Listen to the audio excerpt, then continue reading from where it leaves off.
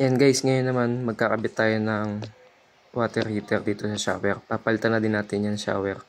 Pati yung outlet na yan. Ito yung ikakabit natin. Yan.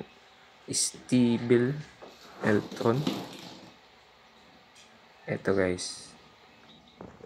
Meron na din siyang kasamang template. Installation template. Para yun yung pagbabasihan nyo sa butas. 2 screw lang itong gagamitin nyo dito. Ito na yung ipapalit natin na faucet tsaka yung hose. Ayan, naikabit na natin yung water heater. Ngayon, etong faucet naman. Tapos i-permanent. Ikabit na din natin yung faucet. Ayan na. Pati yung hose. Bali, testing na lang tayo. Pati wiring nito okay na. Gumana na. Ayan, gumagana na. Nakailaw na din na blue yung doon sa may indicator ng water heater.